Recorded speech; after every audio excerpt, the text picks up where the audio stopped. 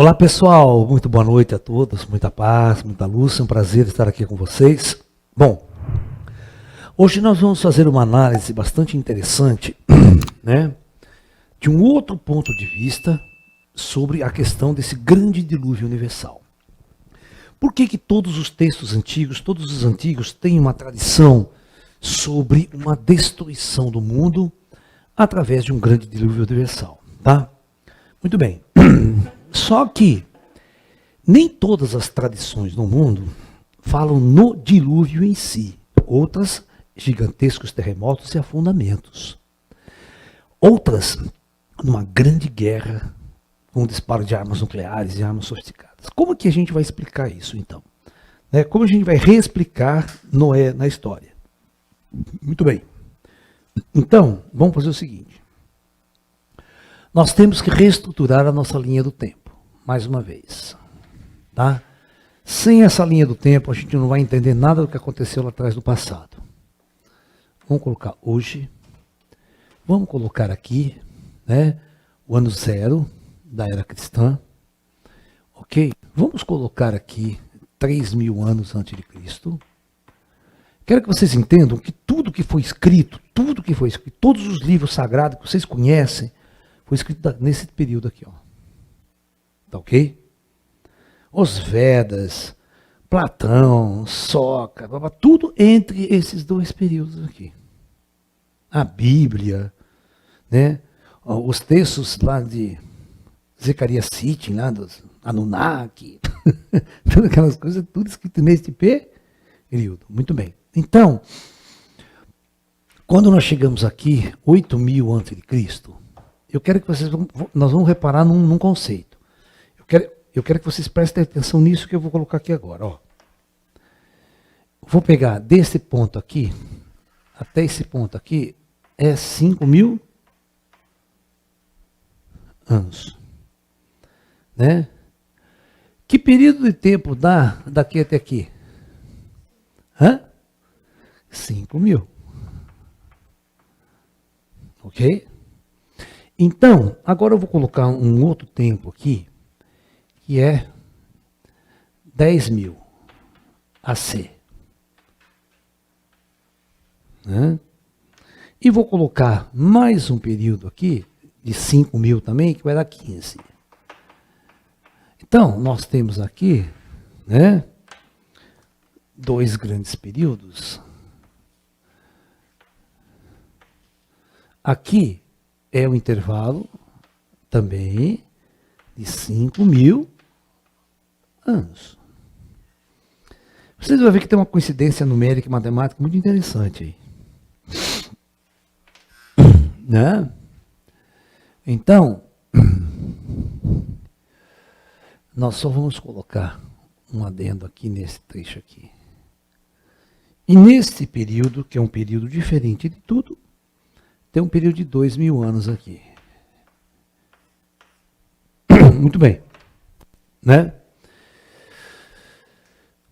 Nós só podemos entender o que aconteceu no passado se nós entendermos o projeto Terra.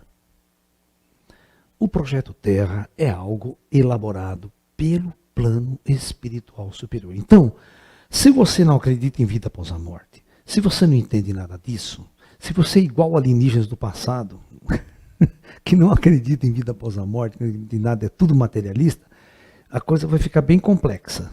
Mas mesmo assim, né, se você for materialista e não acreditar em vida após a morte, dá para começar a querer entender, mas não vai entender tudo. Tá?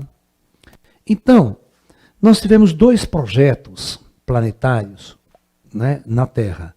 Este projeto aqui, daqui até aqui, em suas fases, chamado Projeto Atlante. Tá? Entendeu? Aí, nós temos uma coisa que chama período de latência.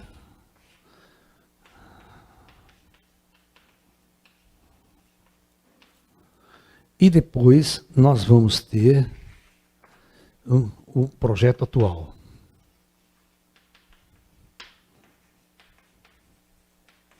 Ok? Então, nós temos o nosso projeto atual. Né? Olhe bem as escalas de tempo para vocês entenderem, né, o que está acontecendo aí.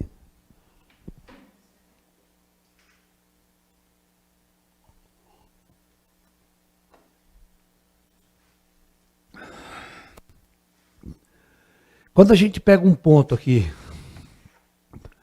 de 20 mil AC,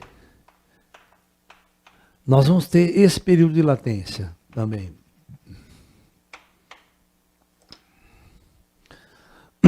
Na história, né? Então, olha que interessante. O planeta Terra, ele só é usado como um palco para que seja encenada uma grande peça teatral. Tá ok? Tá? É assim que o Bhagavad Gita entende toda a experiência humana na Terra, como uma peça de teatro.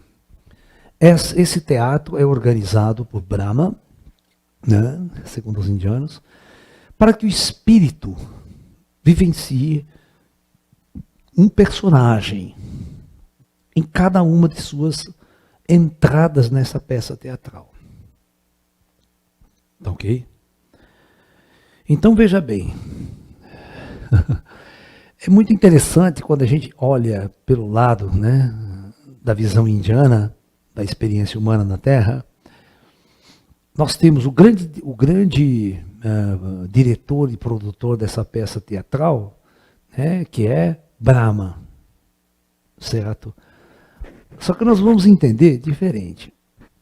Todos vocês, né, sabem que para se ensinar uma peça de teatro, nós precisamos de... Eu não quero apagar esse negócio aqui, que eu vou usar ele para a gente entender muita coisa. Todos vocês sabem que para a gente ensinar uma peça de teatro, nós precisamos da seguinte coisa. Primeiro, eu preciso, né, de alguém que escreva essa peça de teatro. Então, eu preciso ter o quê? Um roteiro. Tem que ter um roteiro.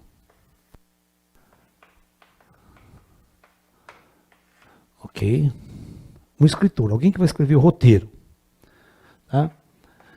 Depois, o roteirista, o que ele faz? Ele vai procurar alguém com grana, muita grana para investir, para fazer a peça de teatro.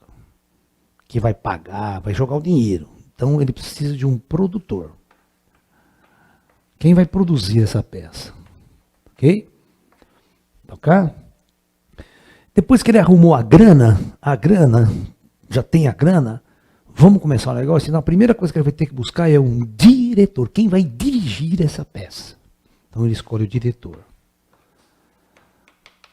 Ok? O diretor, ele é que vai escolher todos os personagens, todos os atores. Então o diretor é que escolhe. Ele faz aquela, vamos supor assim, audiência, né? Vem todo e ele fala, não, esse cara aqui eu quero para o meu filme. Não, esse cara aqui eu quero, esse cara aqui é legal. Então o diretor vai escolher os atores. O diretor fala, não, esse aqui vai ficar bem naquele personagem lá. Esse aqui vai fazer um papel legal de rei. Então, entendeu? Os atores. Aí agora você precisa, né, de alugar o teatro. Aonde que é o teatro que nós vamos alugar para fazer essa peça? Então eu preciso de um teatro, né, que tem um palco, certo? Que é o palco teatral, certo? Muito bem. Agora eu vou precisar contratar, presta atenção, um figurinista, né? Porque ele vai fazer as roupas, os trajes. Porque o lance é o seguinte, a nossa peça, o nosso roteiro é futurista, lá em Guerra nas Estrelas tal, ou é na Idade da Pedra, ou é na Idade Média, certo? É o roteiro de época, né? Vamos passar em Roma, vamos passar na Antiguidade. Então você tem um figurino, de acordo com o personagem, certo? Ok?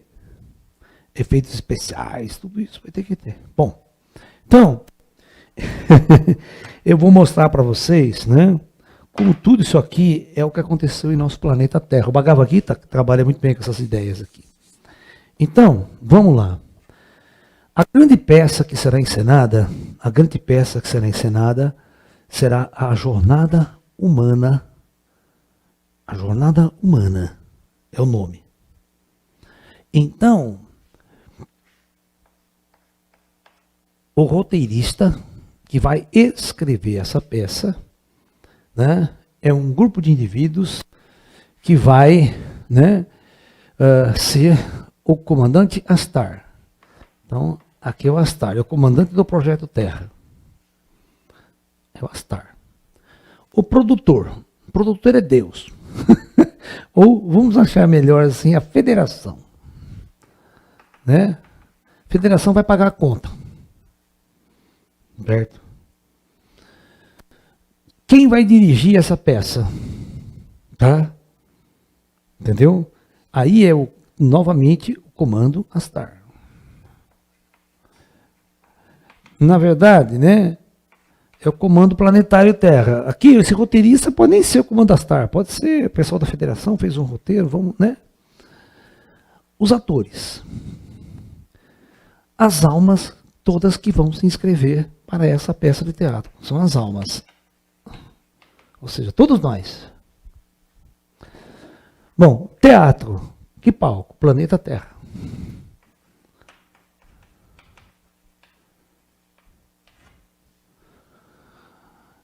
Figurinista, os Greys.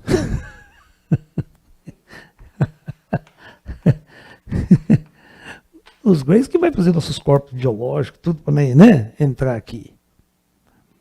Você está entendendo? Esse roteiro aqui, o roteiro é a lei do karma.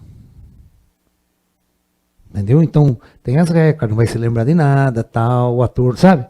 O ator, a hora que ele mergulhar, ele vai se identificar com o personagem. Ele não vai lembrar quem ele é. Intensamente. Tá? Aí o que acontece quando ele morre na peça? Essa peça ela é encenada e demora mais ou menos uns 5.000 anos de encenação. Então os atores morrem e voltam para o plano astral. Aí ele se identifica como ator. Nossa, mas o ator. Agora você pode entrar na peça, mas um outro personagem. Né? Você já foi rei, agora você vai ser súdito. Está entendendo? Então você vai trocando de pessoa. Assim você tem a oportunidade de viver vários papéis e nesses papéis aprender conceitualmente o que cada ângulo da experiência pode lhe trazer. Por isso a reencarnação. Né? Então, Atlântida, quando nós chegamos nesse ponto, a Atlântida, ela teve basicamente esse mesmo roteiro aqui. Mesma peça foi encenada. Tá ok? Então, nós temos, né, nesta história aqui, nós temos, conta daqui até aqui, ó, daqui até aqui, conta 3.000 anos. Quanto é que dá? 13, né, mais ou menos aqui, 13.000 anos.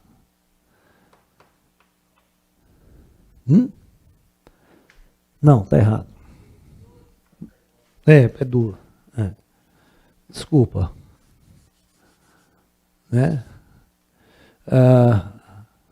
É 2 mais 5. Onde que eu tenho que dar? Daqui tem que ficar 12. Né? Antes de Cristo. Certo? Antes de Cristo, tá? E aqui 15.000. Tá ok? Tá, isso aí. Então, nesse ponto aqui, é exatamente esse ponto aqui. Né? Vou fazer as comparações. Tá? Dos dois projetos planetários. Ok? Quando esse projeto chegou em 10.000, 10.000 é para nós hoje. Para vocês entenderem melhor, que a escala minha não está boa. Ok? E nós vamos ter, daqui para frente, a Era da Luz. Então, veja bem, todas as peças de teatro, elas têm um começo, meio e fim. Elas podem terminar, né, exatamente como uma obra de Tchaikovsky. Você sabe como termina aquela obra de Tchaikovsky? Um canhão, explosão. Já viu? Os caras até quando vão encenar a peça, tira canhão. De verdade mesmo. Tem uma puta guerra do cacete. Né? Ou pode tentar ser diferente, como estão tentando que seja diferente daqui para frente. Sem uma guerra, sem uma catástrofe. Então, reencarnação significa o ator mudar de personagem ao longo da encenação.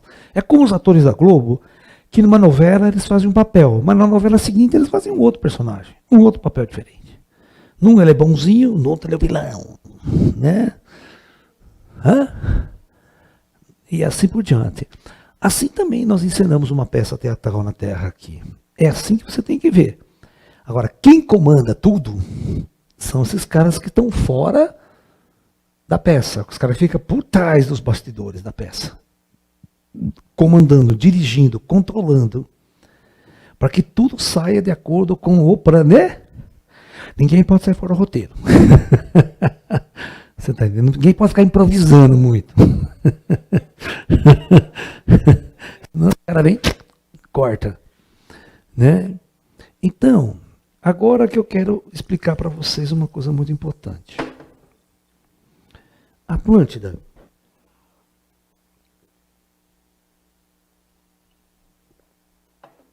O projeto planetário Atlante, ele vai terminar aqui, nesse ponto aqui, ó.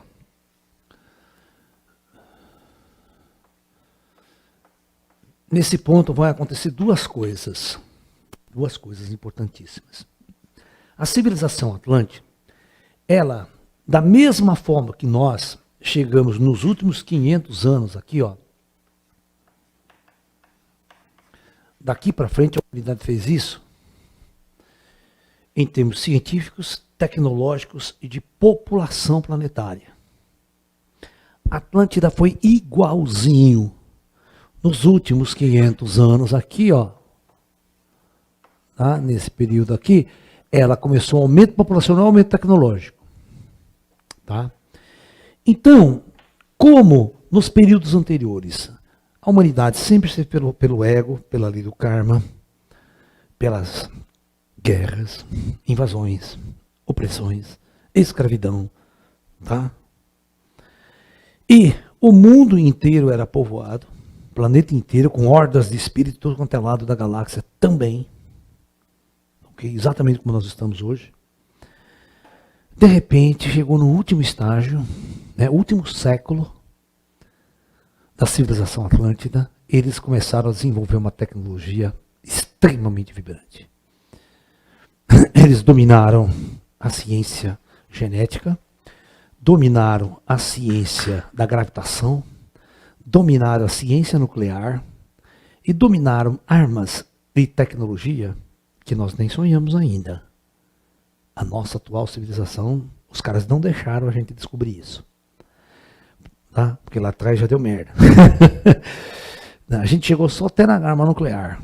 E até numas coisas que a gente está começando a querer descobrir, que está meio oculta, mas elas não foram abertas ainda. A gente não sabe até que ponto os caras têm essa tecnologia. Bom, aí foi totalmente inevitável, devido à índole das pessoas, existia uma população planetária no mundo inteiro.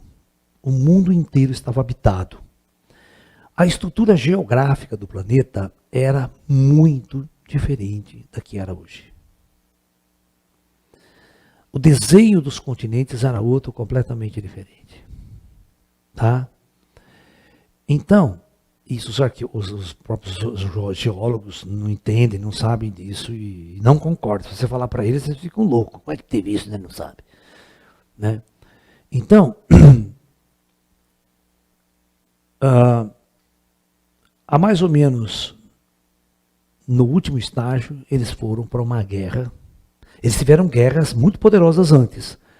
Até então, eles iam para a última das guerras, onde eles jogaram tudo um contra o outro.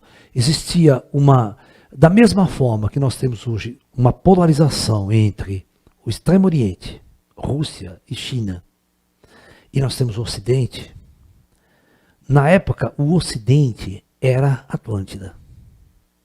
E o Extremo Oriente, né, era, vamos dizer assim, um Império Rama. Era o Império Rama. E esses dois grandes impérios, eles disputavam a hegemonia do planeta.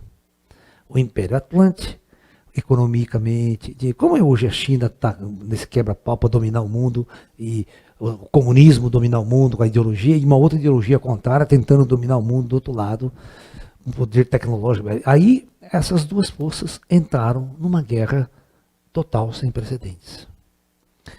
Essa guerra foi tão destruidora, eles foram usando armas cada vez mais sofisticadas. Não foi uma guerra, a guerra da Atlântida, não é que nem agora, uma guerra nossa que durou, por exemplo, assim, uma guerra agora dura 10 minutos. Eles tiveram o primeiro confronto, o segundo confronto, depois eles foram utilizando armas cada vez mais sofisticadas, até que eles começaram a usar armas de um nível que desequilibrou geologicamente toda a estrutura do núcleo planetário. E isso fez com que houvesse uma catástrofe geológica sem precedentes na história da humanidade. Eles romperam a placa tectônica com um tipo de arma, tá? Que eles perderam o controle. Mas já estava no fim da guerra, o mundo já estava praticamente destruído, com as armas usadas anteriormente. Tá? Aí foi exatamente a movimentação gigantesca das placas tectônicas. As placas tectônicas são sistemas de gangorra. Elas fazem esse movimento. Quando uma parte afunda, a outra levanta.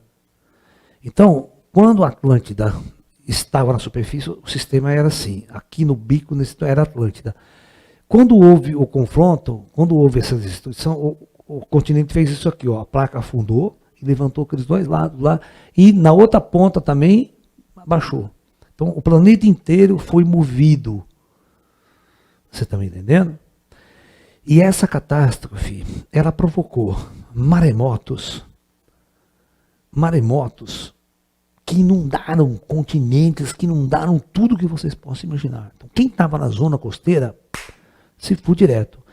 Mas quem estava longe das zonas costeiras, o que eles perceberam? Eles perceberam simplesmente o clima mudou completamente. De uma hora para outra o clima mudou e começou a chover, raio, tempestade, tal. E a inundação dos oceanos inundou tudo.